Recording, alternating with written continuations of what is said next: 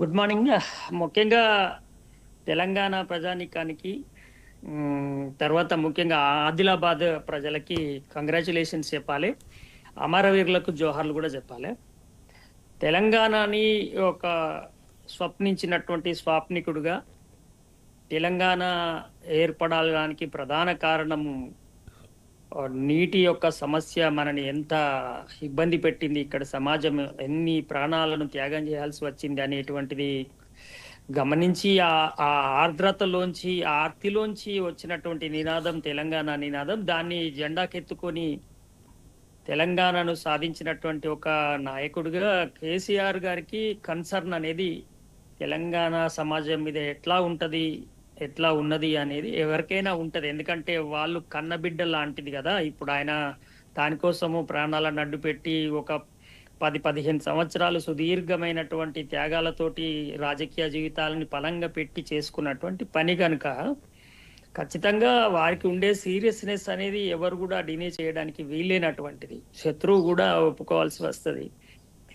అయితే మన దురదృష్టం ఏంటంటే ఒక డిగ్నిఫైడ్ పోస్టుకు వచ్చిన తర్వాత కూడా మన ముఖ్యమంత్రి దాన్ని అంగీకరించి ఒక స్థితిని చూస్తున్నాం. ఇది రాజకీయాలలో చాలా చాలా చిన్న బిహేవియర్, లో లెవెల్ బిహేవియర్. అది అది ఉండకుంటే బాగుండని అనిపిస్తున్నది. ఇట్లా మంచి శుభ సందర్భంలో గవర్నమెంట్స్ అనేటివి కామను, ఎప్పటికి వస్తుంటాయి పోతుంటాయి, కానీ అంగీకరించాలి. ఇప్పుడు కేసీఆర్ గారు నాగార్జున సాగర్ కాంగ్రెస్ కట్టలేదు అని అంటాడా? మేమే మా రాష్ట్రంలో ఉంది కాబట్టి మాదే అనడం ఎంత అసహ్యంగా ఉంటుందో, అట్లాగే ఇప్పుడు బీఆర్ఎస్ హయాంలో ప్రాజెక్టుల నిర్మాణం చేపట్టారు. ఎన్ని అబద్ధాలు చెప్పినా, ఎంత ప్రచారం చేసినా వాటిని పూర్తి చేయడానికి పెద్ద మొత్తంలో నిధులు ఉన్నా లేకున్నా అప్పులు చేసైనా నా ప్రజానీకాన్ని మంచిగా చేసుకోవాలని ఒక కన్సర్న్ తో పనిచేసినటువంటి బాధ్యత కలిగినటువంటి ప్రభుత్వంగా వాళ్ళు ఉన్నారు. సరే, అది ఇప్పుడే ప్రజలకు అర్థమైందా కాలేదా, దానివల్ల ఏ పార్టీకి లాభమైంది ఏ పార్టీకి నష్టమైంది అనేది తెలంగాణ ప్రజలుగా మనకి సబ్జెక్ట్ ఉండాల్సిన అవసరం లేదు. అర్థం చేసుకొని ఓసారి ఓడగొట్టి ఓసారి గెలిపించిన ఇష్యూ అది కాదు. ప్రాజెక్ట్ అయితే సత్యము, ఆ ప్రాజెక్టు ద్వారా వచ్చే నీళ్ళు అయితే సత్యము. అది ఎవరు అభివృద్ధి చేసిర్రు, ఎవరు కట్టిర్రు, దాన్ని ప్లాన్ చేసింది ఎవరు, అంతా కూడా దాన్ని పూర్తి చేసినటువంటి వ్యవహారం ఎవరిది అనేది ఇవాళ మనం ఎవరం ఏం చెప్పుకున్నా అక్కడ ఆదిలాబాద్ జిల్లా ప్రజలకి తెలంగాణ ప్రజలకి అందరికీ తెలిసినటువంటి విషయం. ఇక ప్రధానమైనటువంటి ప్రాధాన్యతగా వాళ్ళు బీఆర్ఎస్ అధికారంలోకి వచ్చిన తర్వాత తీసుకున్నటువంటి రంగమే జల రంగము.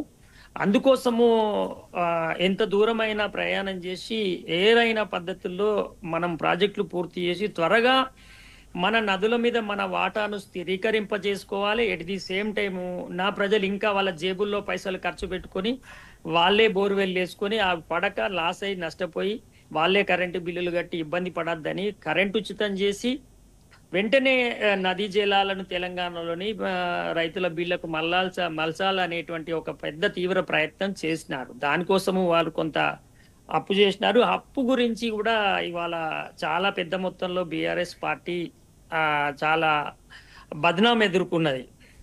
యాక్చువల్గా ఇప్పుడు నిజంగానే బీఆర్ఎస్ అప్పు చేస్తే ఆ అప్పు చేయడం తప్పైతే ఈ ప్రాజెక్టులను మరి కాంగ్రెస్ పార్టీ ప్రారంభించకూడదు.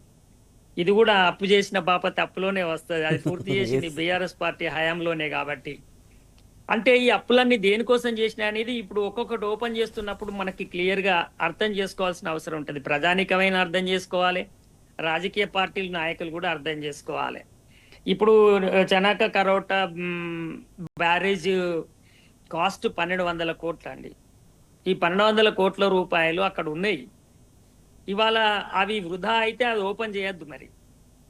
కాబట్టి ప్రజల కోసము, ప్రజల అవసరాల కోసము, తర్వాత అది కూడా మళ్ళీ తద్వారా కొంత ప్రజానీకంలో ఆర్థిక స్వావలంబన వస్తుంది, రాష్ట్రం అభివృద్ధి చెందుతుంది అనే దాని మీద అప్పు తెచ్చి పెట్టడం అనేది చాలా గొప్ప పని. అది చాలా తప్పు పనిగా చిత్రీకరించినారు. కానీ అప్పు మనం దేనికోసమో రోడ్లు వేయడానికో అభివృద్ధి కార్యక్రమాలకో కాకుండా విద్యుత్ పరిశ్రమల నిర్మాణానికి, అట్ ది సేమ్ టైం ప్రాజెక్టులు, వాటర్ ప్రాజెక్టుల నిర్మాణానికి ఏవైతే ఖర్చు పెట్టినారో ఇవన్నీ కూడా మనకి బైబిల్. అందుకనే ప్రపంచ బ్యాంకు కానీ ఇతర బ్యాంకులు కానీ వీటికి రుణాలు ఇచ్చినాయి. ఎందుకంటే ఇవి తిరిగి చెల్లించే శక్తిని రాష్ట్రానికి ఇది కల్పిస్తుందని నమ్మినాయి కాబట్టి.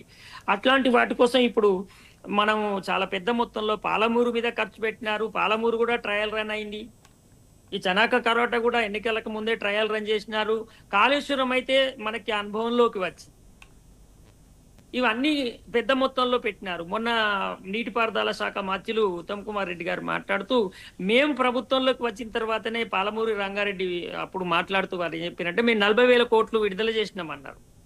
40,000 కోట్ల రూపాయలు దేనికోసం విడుదల చేసినట్టే పాలమూరు మీద కాళేశ్వరం మీద పెండింగ్ బిల్లులు విడుదల చేసినామన్నారు. అంటే ఏంటిది? వీళ్ళు ఇంతసేపు బీఆర్ఎస్ పార్టీ కేసీఆర్ 1,00,000 కోట్లు తిన్నాడు అని చెప్పిన దానిలో 40,000 కోట్లు వీళ్ళే విడుదల చేస్తే వాళ్ళు విడుదల చేయలేదు కదా, ఆ బిల్లులు వాళ్ళు ఏం తిననట్టే కదా. అంటే అప్పటిదాకా ఖర్చైన కాళేశ్వరం మీద రంగారెడ్డి మీద తక్కువ డబ్బులే కదా, వీళ్ళు ఇంకా విడుదల చేయాల్సినవి ఉన్నాయి పాత పెండింగ్ బిల్లులు. అంటే ఆ ఊరికే ప్రచారం చేసి దుష్ప్రచారం చేసి బదనాం చేసి తెలంగాణలో ఏదైనా అభివృద్ధి జరిగితే, ముఖ్యంగా నీటిపారుదల ప్రాజెక్టుల అభివృద్ధి జరిగినప్పుడు దాని మీద అవినీతి ముద్ర వేసి ఆ ప్రాజెక్టులను ఆపాలనేటువంటి ఒక ప్రయత్నము చంద్రబాబు నాయుడు గారి డైరెక్షన్ లో మొదటి నుంచి ఈ రాష్ట్రంలో జరుగుతుంది. మనము ప్లాన్ చేసిన ప్రాజెక్టులన్నీ అక్రమాలు, సరైన పద్ధతిలో లేదు, లేకపోతే కాంట్రాక్ట్ల జేబులు నింపడానికి అనే ప్రచారం చేయడం ద్వారా, ఇక్కడ ప్రాజెక్టులను లేట్ చేయడం ద్వారా ఇక్కడ నీటిని ఇంకా కంటిన్యూగా దోచుకుపోవాలనే ఆ కుట్రలు వాళ్ళు చేస్తూ ఇట్లా ఒక బ్లేమ్ చేస్తూ విజయానంద్ గారు, ఒక్క నిమిషం అండి. గౌతమ్ గారు, విజయానంద్ గారు చాలా